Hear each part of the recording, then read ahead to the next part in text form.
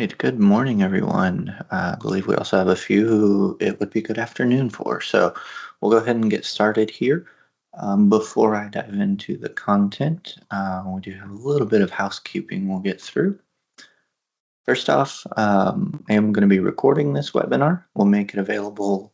We'll make that recording available after we wrap up. It'll be posted to our YouTube page, usually within a few business days. If you have any questions during this webinar, go ahead and drop those into the Q&A. I'll do my best to answer those as I go. If there's anything that's left unanswered by the time we shut down today, I'll make sure that we follow up with an answer as soon as possible.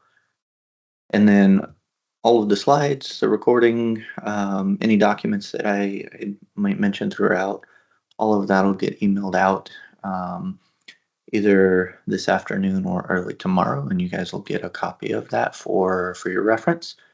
And then last, if you're new to Teams webinars, we do have some non-English speaking, non-native English speaking attendees. So up at the top, I believe you should have a set of 3 dots, some ellipses there that you can click on, go to more, and it'll let you translate the content on the slide to several different languages.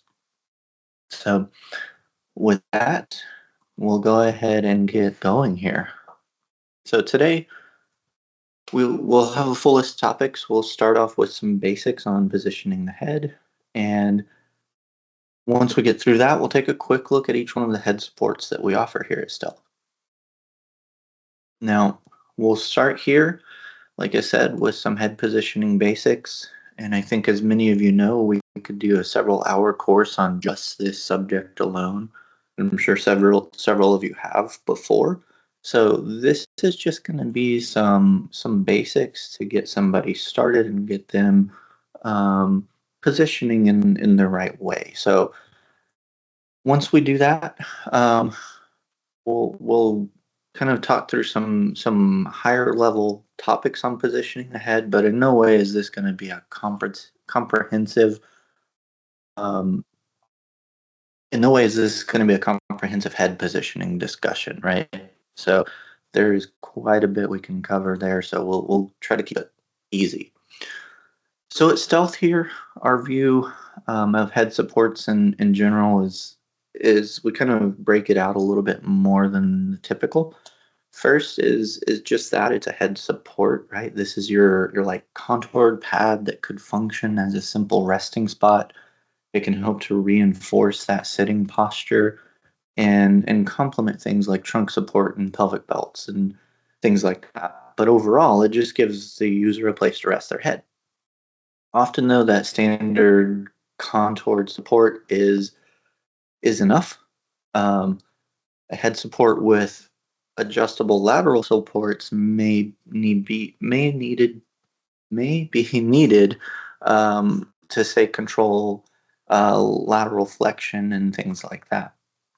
Some type of anterior head support should be considered if maybe there's some extension range of motion issues that are restricting that range of motion, for example.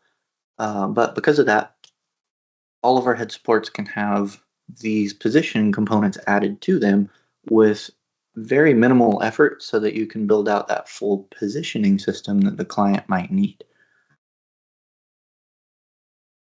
So now it may be obvious to many of us here, but research has shown that incorrect head position impairs social interaction.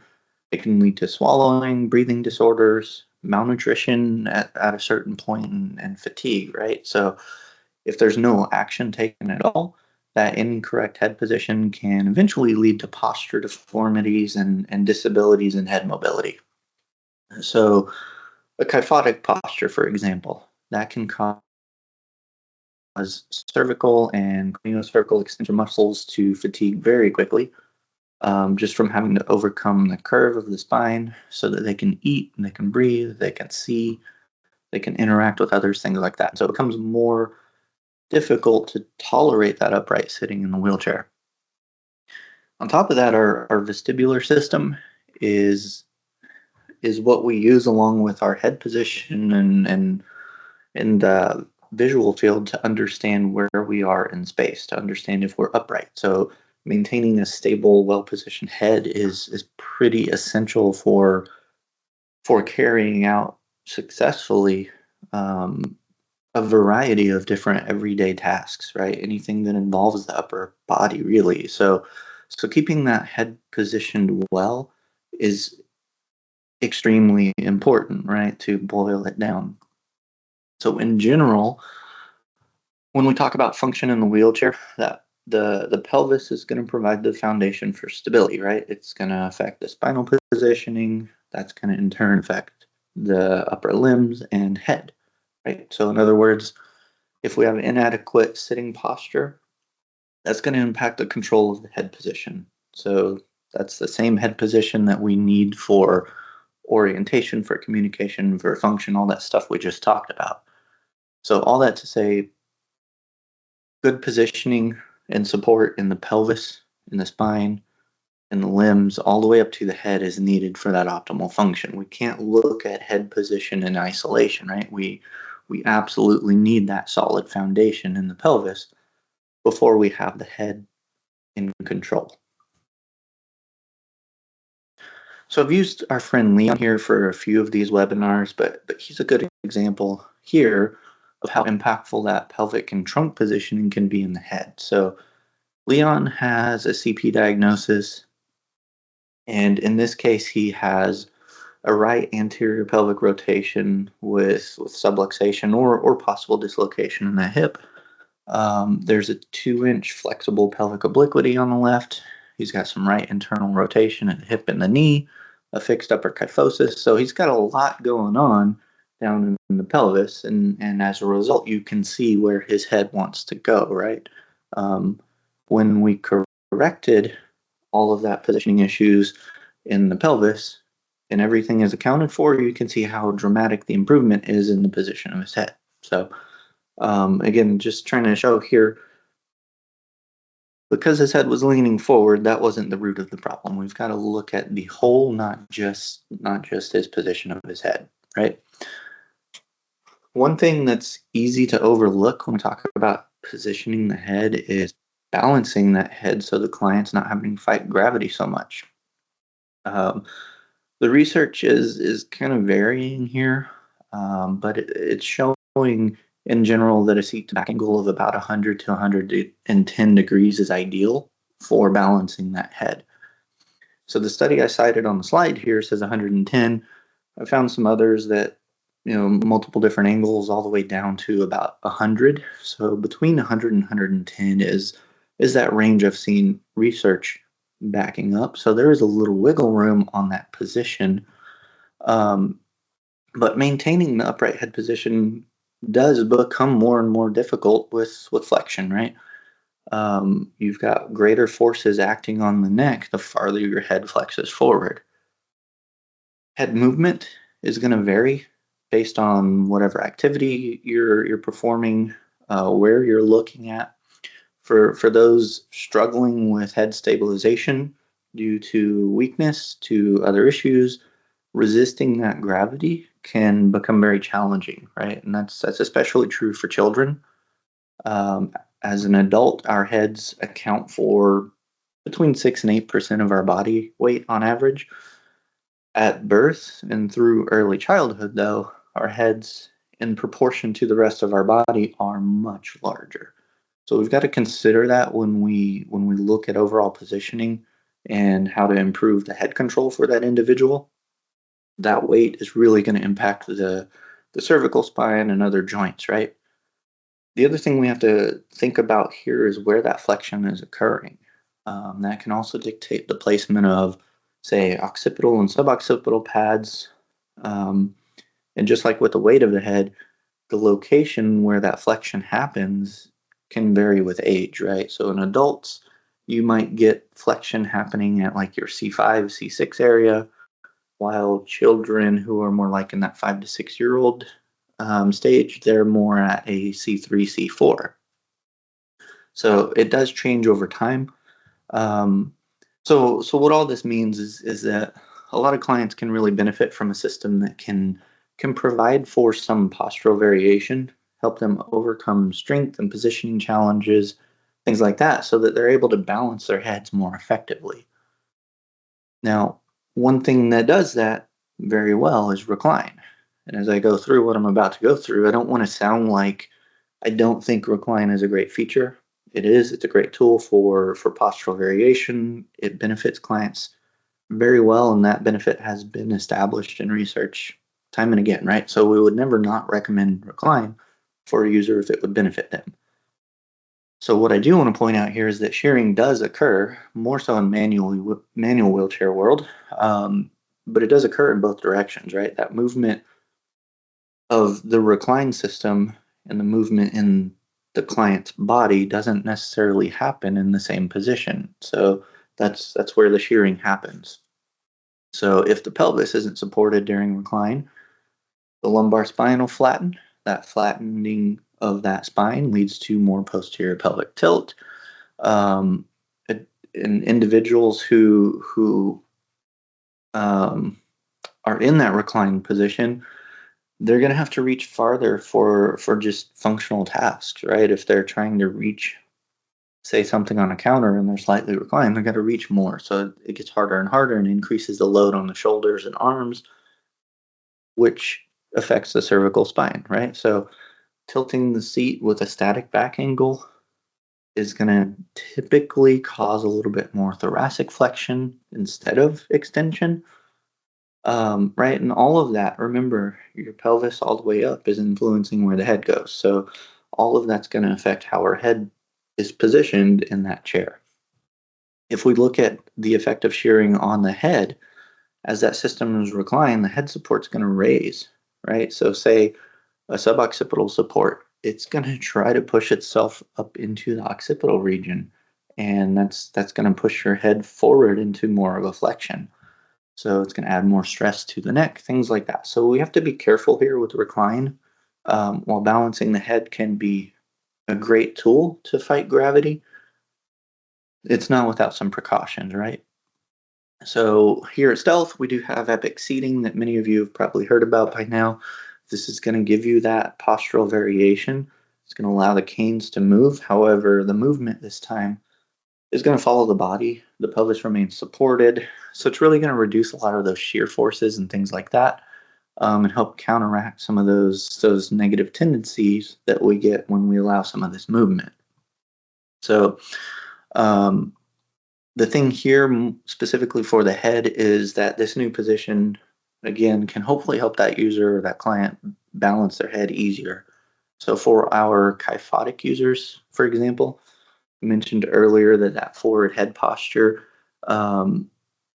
causes extra stress on the neck and things like that. Here we can extend that thoracic section of the spine and put the head and the neck closer to that more neutral position over the shoulders, and do that all without the head support shifting in relation to that client. So it can go a long way to help balance the head.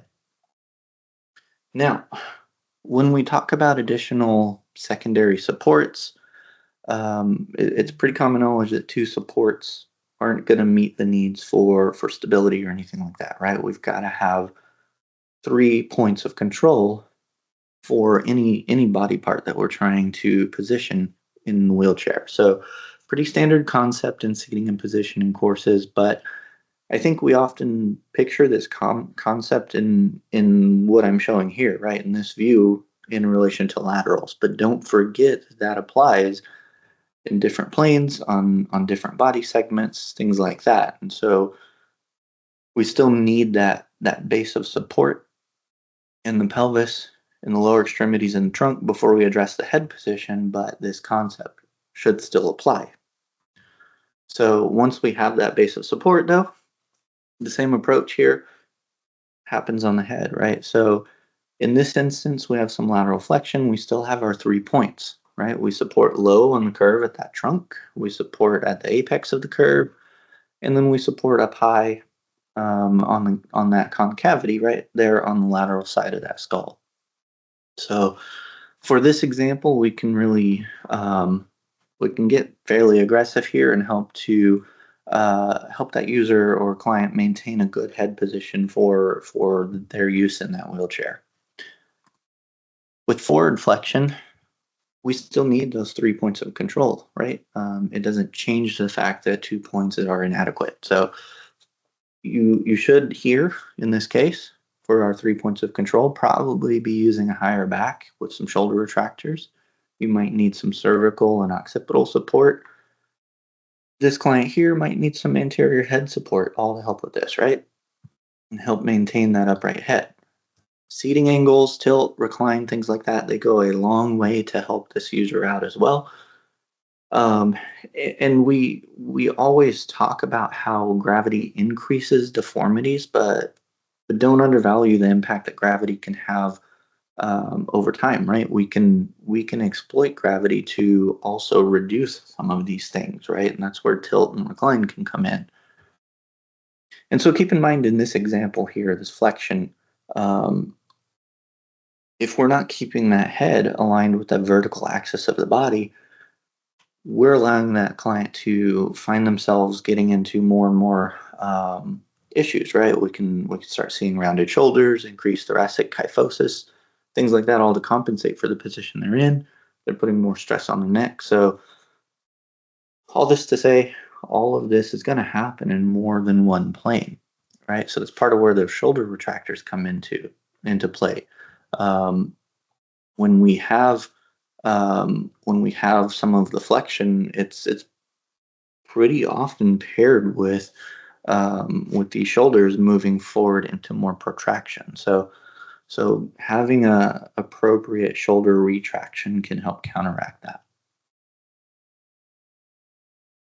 So a pretty extreme looking example here, switching to an extension pattern, we might use our head supports, say a pelvic support and our back support, all as our 3 points of control. But again, different planes get involved, so you may need to combine this with some sort of anterior trunk support, for example. Um, when we get the cervical extension and capital extension at the same time, that head support, it might need to be much lower, right, as more of a suboccipital or neck support to prevent that capital extension. And then the shape of our head, it does allow us to control rotation, right? But we've got the flat spots we can put things on, but we still need more than 2 points, right? 2 points are required to counteract those rotation forces. If we just throw a single pad on the lateral side in the front, that's not going to stop the motion at all. So we have to use the opposite side with the back of the head to counteract that rotation. Um, but here, if we're not careful, the user is still going to use that front pad as a fulcrum, right? So that's where that second pad comes into play. Now, if we only use those two pads, those forces still go somewhere, right? Um, it's going to counteract those pads. So those forces still come down into the trunk, and eventually that user's trunk is going to rotate instead of their head. So that's where our third point would be something like, say, a backpack strap or some other things that will help mitigate that force and keep the trunk and head both well positioned. So when we do assess for our head position needs for this client, there are a few things we want to watch out for. So we're going to be using our hands here, right? We're going to hold that client's head in our hands. We're going to figure out if an upright position is attainable. If not, we're just going to kind of take note of the most correct position we can achieve. Hopefully, while we're doing all this, we're able to feel how much force is needed to get to that position. We're going to hopefully be able to find the direction that we need to apply that force. And then we're going to be able to find the degree of active movement that that client requires, right? And all while we're trying to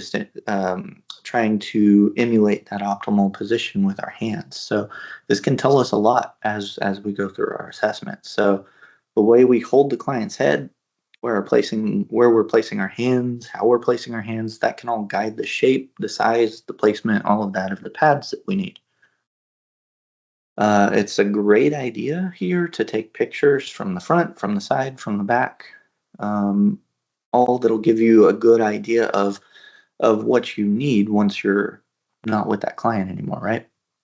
So as we're using our hands to locate where pads can go, there's some pretty basic things to watch out for, though, right? We need to keep in mind that we do have some sensitive areas here. We don't want to see these as viable support surfaces, right? So we don't want to see somebody putting pads in these places. Right? The temporal area, right there on or near the ears, is pretty sensitive, especially as you start to contact the ears. So we don't want to see that. Hopefully, this one's obvious. We don't want to put a pad right on somebody's eyes, but more so, we don't want to obstruct their visual field, right? If we put a pad on or near their eyes, we'll find that client's going to end up trying to move their head around the pad to see what they're trying to see, right? And that's going to negate a lot of that work that you did in putting a headrest on this user's chair. The mastoid process is another pretty bony prominence that we want to avoid. There's not a lot of padding back there, and it'll get pretty raw over time. And the mandible is the other one, right? We don't want to close somebody's mouth up because we're trying to support with that. So pretty obvious. And then we do have some safe areas, right? Generally, these areas are pretty safe to provide support with. So your occipital and parietal bones are the most likely to have contact with head support. They're curved surfaces, so a flat pad can be uncomfortable depending on how it's used because it's going to focus a lot of pressure in a pretty small contact patch. And then the occipital bone, you've got several muscles that insert into that bone and allow for, say, lateral flexion, tilt your head up and to the side and stuff like that, extending the neck. So um, occipital support typically needs to contact the upper rear of the head, which then means it is not going to really prevent forward flexion or hyperextension very well. And then, as we established earlier on, the head is pretty heavy, right? We can use the support to cradle just under the occiput and the temporal bone to help carry some of that weight. And so suboccipital support would be there to provide some of that inferior postural support and really cup that occipital shelf. So that can be the thing that'll reduce some of that neck hyperextension. Lateral support, most often placed on the side of the heads. We kind of covered it needs to be opposing typically to limit that flexion and rotation. And with lateral flexion, we'll often see pads in like the parietal region, um, where while they're more anterior and posterior for rotations, right? So anterior support is typically going to be provided on the forehead. This can be challenging, and we'll cover this in a little more detail later on in the presentation, but that forward flexion um, often creates a rotation movement, right? You don't have flat forehead to put a pad against. So that can be tricky, but it's again typically a safe zone to add pressure and contact to. And then when done correctly, the lateral cervical spine can provide some of that inferior support, but we have to be cautious here, right? So the amount of force in that region, we can't be too extreme there. It should tend to ride a little bit more posterior, so we're not compromising like vessels and nerves and things. So if done right, that can also be a safe zone to support. And knowing where we can place these is critical. But while we're taking all of this into account, we've really got to consider a few other things for each client. And so, as I've said before, we can't just position the head by itself. We've got to focus on everything. We've got to figure out what's causing the problems with the head position, whether it's weak neck muscles or if the posture is compensatory due to another issue. All of that can really influence what kind of intervention the client needs. So we also need to respect any precautions or contraindications which that specific individual exhibits, right? Limited range of motion or sensitivity to um, pressure on any one part of the head or neck can all dictate where and how that force is going to be tolerated. So we want to ensure that the client is as functional as they can be in the system, understanding all of those things that they might end up doing while they're in their chair can really enhance their experience, right? If we give them a head positioning system that can allow for as many functional tasks throughout the day that they might be trying to do, they'll be a lot happier. And then we have to consider the movement, right? Maybe there's some involuntary movement that they might have. Maybe it's because of fluctuating tone, things like that. But we have to think through how do we account for that. And now I'm just going to very briefly skim the surface here on primitive reflexes, right? It's another one where you can go through an all-day course on this.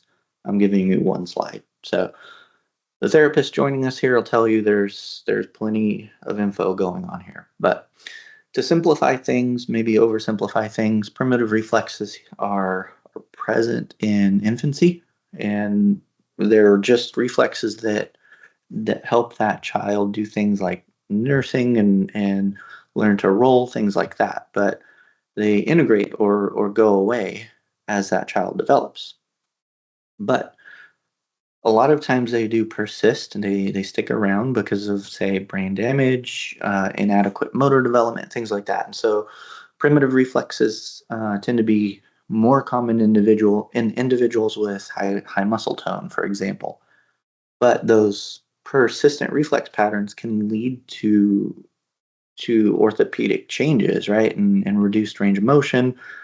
All of that can limit some voluntary control over muscle movements. And so seating and positioning can't eliminate those reflexes, but we can help to inhibit them and avoid putting seating components or access methods or things like that where those reflexes might start getting triggered. So for today's discussion, when we talk about head positioning, it's pretty important to remember that some of these reflexes might be in response to a stimulus that's pretty far away from the head, right? We again, as we've stated before, we can't look at the head position in isolation. If we take like STNR, for example, it involves a lot of body parts, and the stimulus isn't necessarily the head. So we've got to remember all of that. So again, definitely very, very basic head positioning information there. There's way more we could talk about, but let's take some time now to actually check out the head supports we offer here at Stealth. Try to run through some benefits of each individual style that we have here. So we do have a full range to look at. And again, we go from that simple resting spot to something that can be considered more of a full head positioning system. We'll start here with the Comfort Plus. This is our most popular head support. And it's just a simple pad that gives the client somewhere soft and comfortable to rest against. You do have a curve to it, and that'll help follow the shape of the client's head. But that same curve can also help to lightly encourage a more midline position in some individuals, especially those who don't need a lot of correction, right? So there's 5 sizes and a custom size, right, from 16 to 19 inches wide.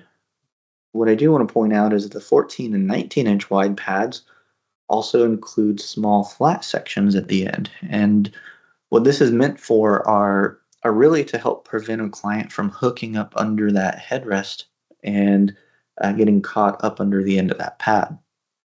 So if you think about a lot of sensory seekers who are just looking and feeling all around that headrest pad, they'll get up under that thing and cause some problems. So putting that larger one on there can help to prevent that. We also have a couple of standard modifications we can do to these. So we can take that standard headrest and we can embed egg switches into several of them. We can do this to give somebody a cleaner way to access a switch, right? We don't need more hardware. We don't need potentially as much cable routing, things like that. But This is limited to egg switches, kind of due to the tendency for, say, a sensor or some of the smaller switches that we carry to move around in this kind of foam. We don't really embed the proximity sensors or, say, like a mini cup switch into this series of headrest. Most sizes can also come with a gel modification where we replace what you see in the blue foam here with a layer of really thick gel material. So if you do have some pressure issues you're fighting, we can do gel instead of that visco foam. The Tri-Comfort Plus does away with that gentle curve in favor of a more aggressive angled surface with a flat center. So the main goal here being that this increased lateral control provides a little bit more aid in holding that head in a midline position. It can discourage some very mild lateral flexion and provide some of that lateral support for low tone clients, but it's again not going to really do much to position and correct there. And just like the Comfort Plus, we have this in 5 sizes from 6 to 19 inches wide, and a custom. And again, on these custom ones, you can basically give us all the dimensions you want, right? If you need one side angled and one flat, if you need a 16-inch wide, or if you need it to be 8 inches tall, right? Whatever you need there, we'll try to accommodate. So don't be afraid to ask. We will do our best to make it happen for you, if we can. And so the last one here in our Comfort Plus series is the adjustable Comfort Plus, right? We take the idea behind the Tri-Comfort Plus, but we make the pads adjustable so that they can meet that client's individual needs. So there's a single bolt to loosen on either side, and you can open or close that angle and lock it in any position that you might need. So it uses one continuous piece of foam, so there's no break in the support surfaces or anything like that.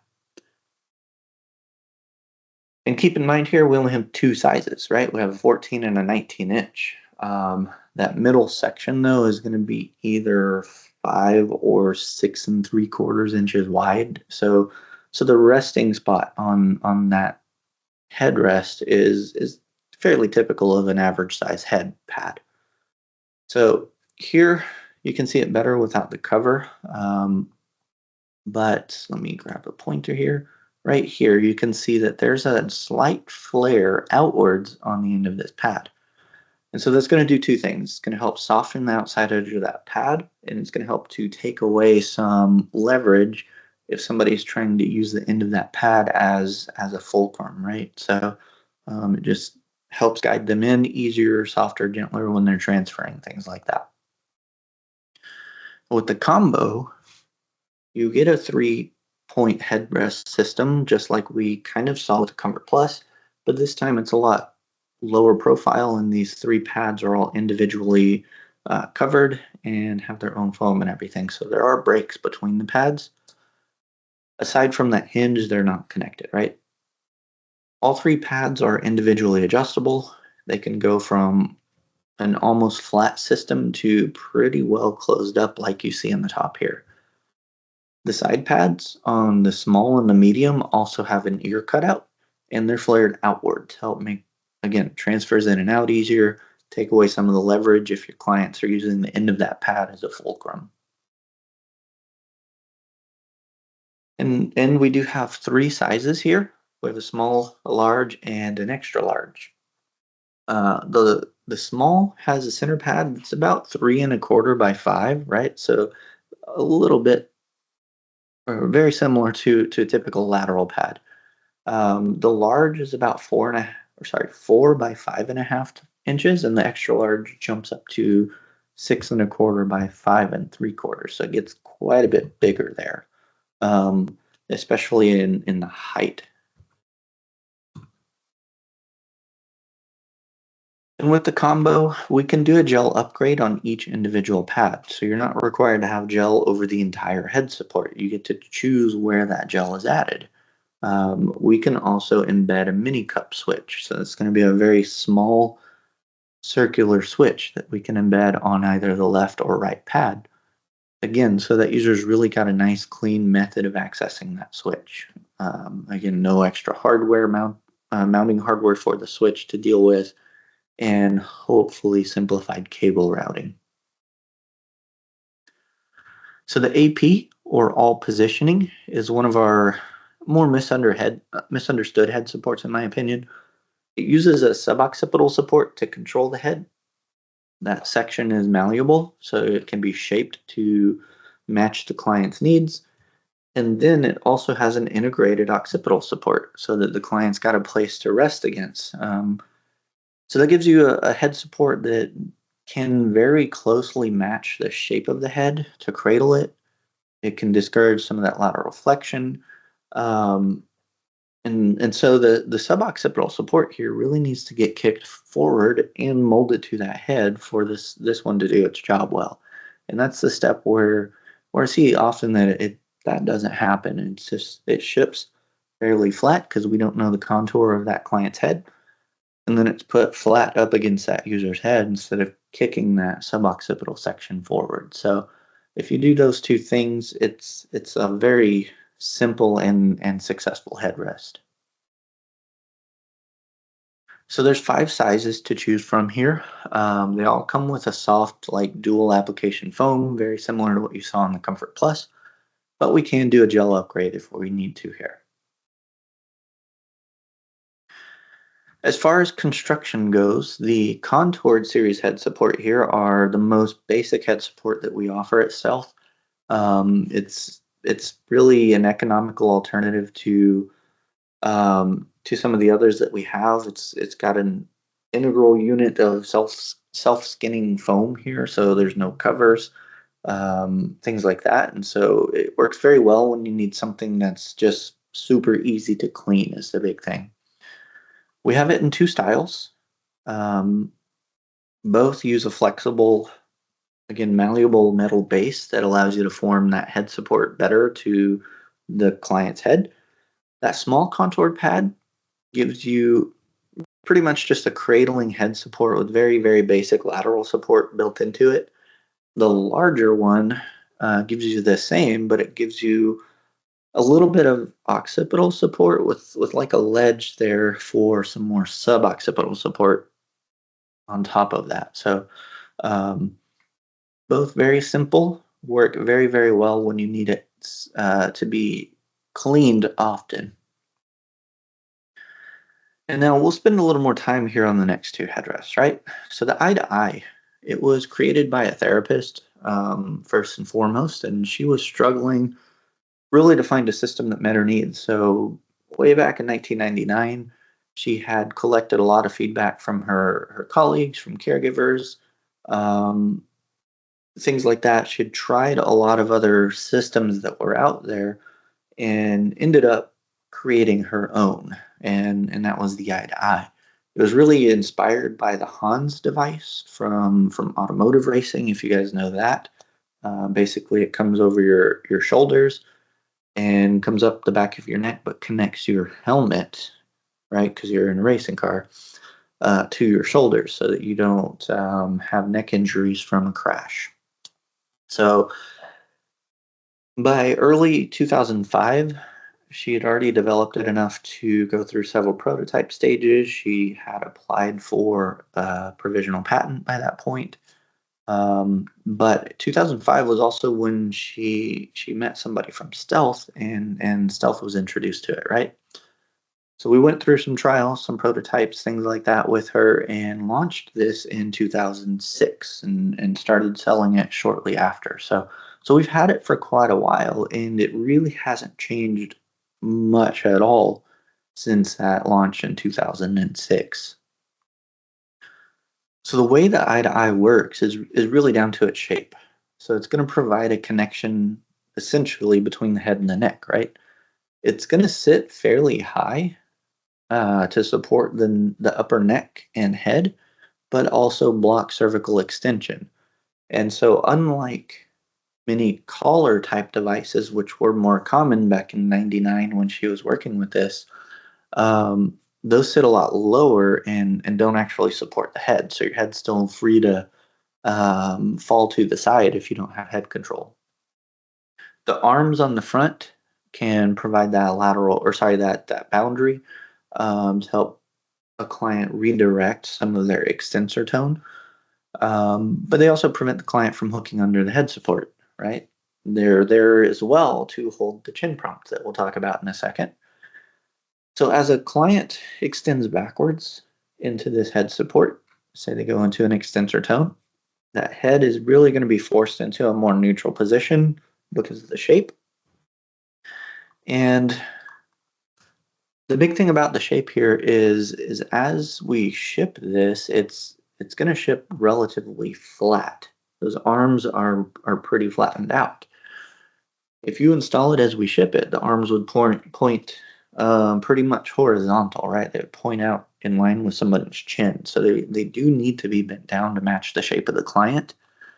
You could almost have this supporting a client without mounting hardware when it's fit up well. So keep in mind you do need to get in there and get into that and get that bend into it, right? So with the chin prompt, I'm gonna address that eye-to-eye question that just came across in the chat as I go through in just a second. So with the chin prompt, we do have a prompt here. It's not a support, right? It's made with closed-cell foam so that the chin doesn't sink in. You've got a curved rear face or contact face so that it doesn't dig into the throat, obstruct airways, things like that. And the straps that hold it on are designed to slide down if too much pressure is applied, right? We don't want to see these as a chin support. Um, we have this in a standard style and a style more specifically designed for clients with a trach. But placement of this is determined on an individual basis.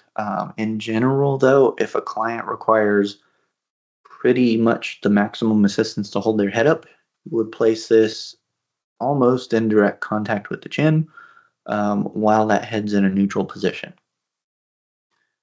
There have been a couple of studies now that have shown that you can use the prompt in a therapeutic manner to build some neck strength, right?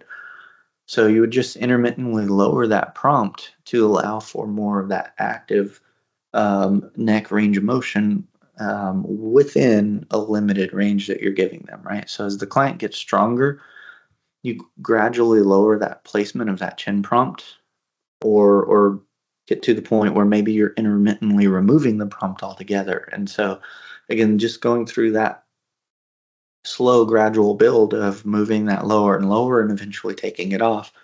There's been at least two studies now where they've shown that that can improve or build in head control that may not have existed in that client before. So if the client requires less support from the prompt, you would typically place this just below the chin, right? And use it more as a boundary to limit some of the neck flexion that they might otherwise lapse into. So in general, you have two user groups that should be successful with eye-to-eye. We find that the further you stray from these two groups, the less likely it is that the eye-to-eye is really the right thing for your client. So the first group is clients that are too weak to hold their head upright. The goal for this group is to give them ample support in all directions to maintain that upright head. The second group is really those with excessive extensor tone, but still have poor head control, right?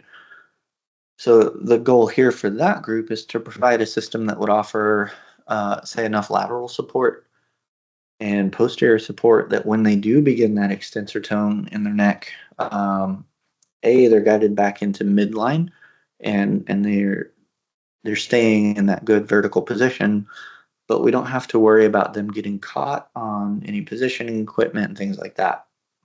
What also happens often in this group is that, say, having a surface behind the occiput might give them the perfect spot to push off of and go into that extension and hyperextension of the neck, right? Especially some of our sensory seekers.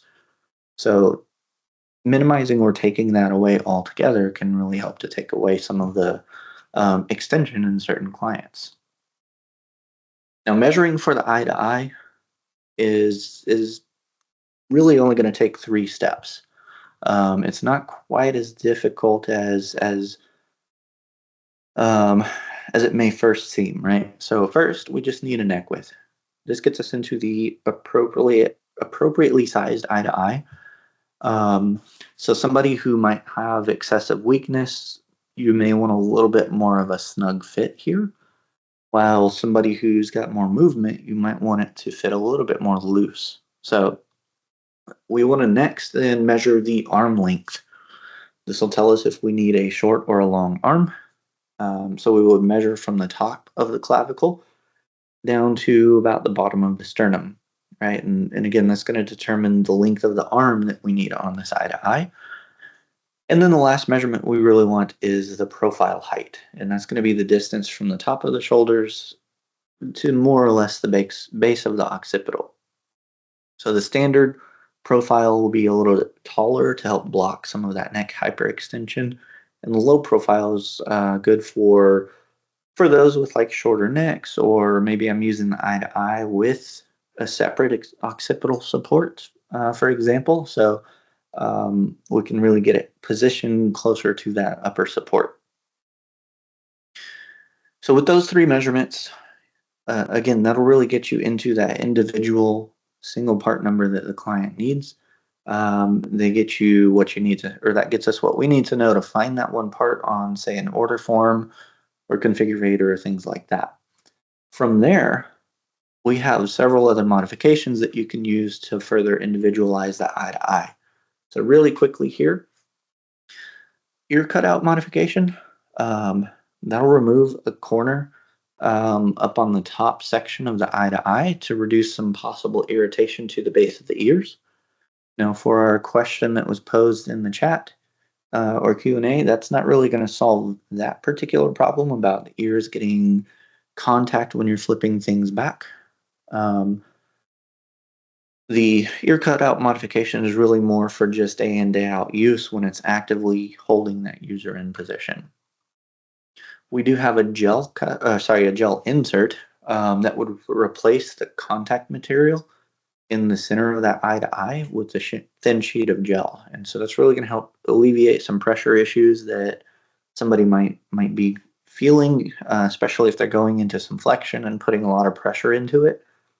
Or maybe if that client just has a super bony neck, right? This can help spread that load. A newer one for us, a newer modification, is going to be the occipital ledge. And this is going to create a small recessed shelf on the top of the eye to eye to really help reduce some pressure on the base of the occiput. The occipital bone, you've got a pretty bony prominence down there on a lot of individuals, especially those who have atrophied over a number of years. So this will help to reduce some of that pressure there. Now, adjustable arms, they're going to swing out wide and help to clear the head and the client's ears when you transfer. So again, for the question that was posed in, or statements that were posted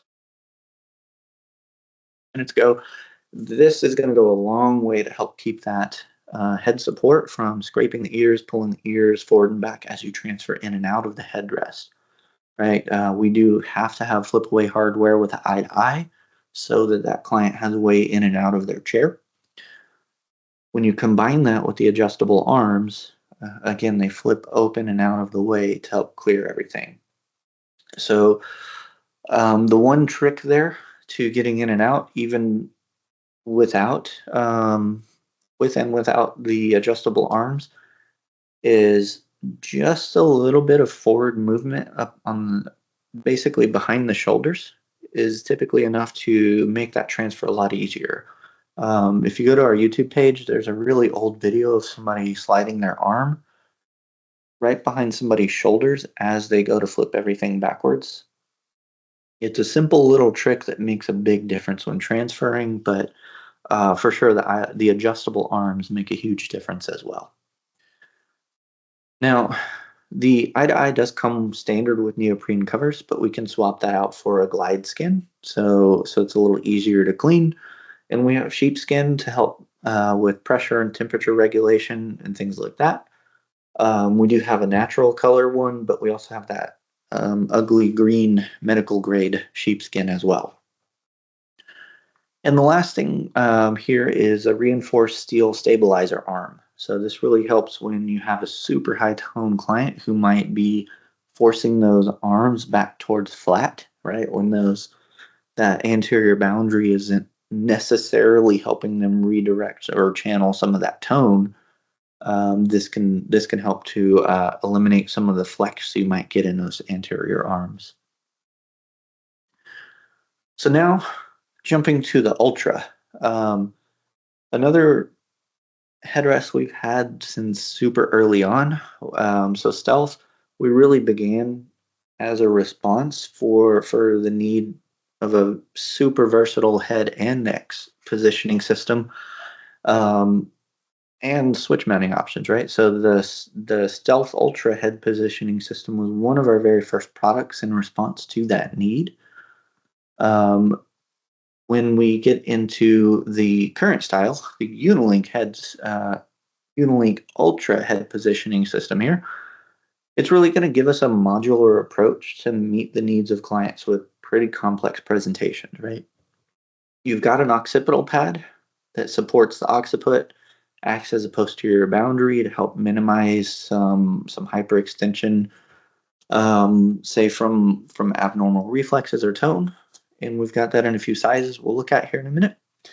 The suboccipital support again cups the base of the head. It's malleable and can be individually contoured, and it's there to help really alleviate some of the tendencies of these suboccipitals to suspend the head or create excessive pressure on the neck. It's meant to help increase the stability of the head by giving some inferior lateral support to the neck. It's also going to go a long way to limit some hyperextension in the neck. We can also add facial lateral pads to reduce some flexion, rotation, things like that, and hold that head in a good position. We'll talk about those in a couple slides. But to build out an Ultra, there's just a few steps here. We would always start with choosing the hardware option. There's several Unilink-based options. We'll go into a lot of detail on next month. But these are all Unilink-based. You get several straight, fixed, or offset options, and a couple flip-down options to choose from. And then the next thing you have to do is to choose the actual Ultra hardware. And that's what's going to provide that independent adjustment for the occipital and suboccipital supports. Then you would pick your occipital support, the one that best fits that user's needs. They range from like a super small 3x2 pad up to a 6x3 or even 6-inch Comfort Plus when you need something nice and squishy. We could embed mini cup switches into some of these. We can upgrade to gel as well. And then you can also use the all positioning or combo headrests up here if you needed to. So you don't necessarily have to use one of these smaller individual pads. And then the last thing we would choose is the suboccipital support. Right? We have 3 standard suboccipital pads to choose from. They're malleable. You can form them to the client.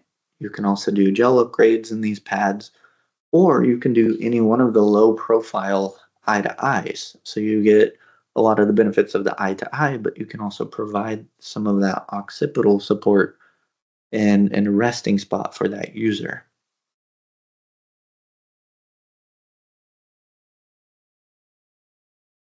Now, I've mentioned a few times, especially here with the Ultra, that any one of these head supports can have a swing away system added to it and really push it into that true head positioning system. So these can be used to control flexions, rotations, things like that. And there are a few styles, but they're all slight variation of what you see here. So they're made so that that arm is angle adjustable and depth adjustable. You've got some rotation and elevation you can play with as well. Um, you can mount the plate in the orientation you see here, or you can flip it over from what you see so that the arms come off the bottom end as well. So whatever that client needs for what you're trying to achieve. Those rods swing away 100 degrees and they lock back into their home or their functional position every time. Now, each system comes with a 9-inch rod, but you can get as short as 6 inches or all the way as long as 24 inches here. Now, these are made from a spring steel, so they hold their shape pretty well. And we do want to see that once you get these in their final position, that you give yourself a little wiggle room, but cut the excess rod off, right? We'd rather not see these rods preventing the pads from fully swinging away or causing problems with transfers or caregivers or things like that. So trim that extra stuff off. If you've got like 9 inches of rod hanging off the back there, take the time and cut it off, put the rubber cap back on there, and um, we'd much rather see that happen than, like I said, have these digging into like the caregiver's stomach or preventing that pad from getting all the way out of the way for a transfer. For our facial lateral pads, we have a few options here. They come in a standard half-inch closed cell foam and neoprene cover here. We can do gel or viscoelastic foam if needed, and we can also embed sensors or switches into these pads. So these are pretty versatile pads. Your two longer ones, especially the 930 on the end there, those are malleable, so you can curve that and really get around to the front and cup the forehead pretty well. And then this swing away system could also be used for things that aren't pads. So we've got things that we could use to mount switches or drive controls and things like that. And then the last thing here is the anterior head support. So we've had this for a little over a year now, and it's really helped to improve head and neck positioning on a lot of individuals with weak or limited range of motion in that like anterior position, right? So um, can really provide that anterior forehead stabilization and support. It can attach to any one of our head support pads, and that anterior pad can be adjusted in height and angle and rotation and depth. So you've got plenty of capability to put that where it needs to go. It can be used with or without the facial lateral pads, and it flips back for transfers and ADL, right? So that flip back mechanism is built so that it does not allow that arm to drop forward from where you set it. So if the client's sitting in there and you push the release lever, it should never be able to drop down and like punch the client in the forehead, right? Um, there is between about 6 and 14 inches of depth between the two pads, right? The posterior and anterior pad. And then the pad is malleable, right? To match the shape of their forehead. It's going to come with either viscoelastic or gel material. It's going to have a nice cool core cover on it. But the malleable pad becomes pretty important here, right? So remember, anterior head support, it can cause rotation if the pad isn't very well centered, if the user has some muscle imbalances, if they lean to one side more than the other, things like that. And so curving that pad can really help mitigate a lot of that. But those facial lateral pads can also be a big help with that as well. And now I should also point out anterior forehead support is really a last resort option when nothing else has worked, right? Usually this is a client who may lack head control because they have severely decreased neck strength. So think ALS, SMA type 1, Parkinson's, maybe high-level spinal cord injuries, things like that. Anterior head support is really contraindicated for clients with severe forward flexor tone. For individuals who can maintain their head with just a posterior support and lateral, we don't want to see this being used, right? And we have to be careful about long-term use of an anterior head support because it can result in the loss of any residual head control that client might have, right? If I'm not using my neck muscles over time, I lose that control because my neck's just not as active, right? So do have to be careful there. Okay, so before I open the floor to questions, real quick, I do want to take a quick minute to remind everybody I'll be sending out a PDF copy of this to everyone who's joined us. I'll use the email you used to register for the webinar. And that email is also going to have a link to a quiz for anybody who might like a CEC. This is not going to be CEU since we are so focused on Stealth's own product here, but it will be CEC. And that'll also have a link to just a general survey about the experience. I do want to make sure that this is worth everybody's time. I know time is hard to come by these days, so I want to make sure that we're doing a good job there for you. We'll make the recording available on demand on our YouTube page very soon. Like I said, usually within a few business days. And from there, that is everything I do have for today. So I appreciate your time.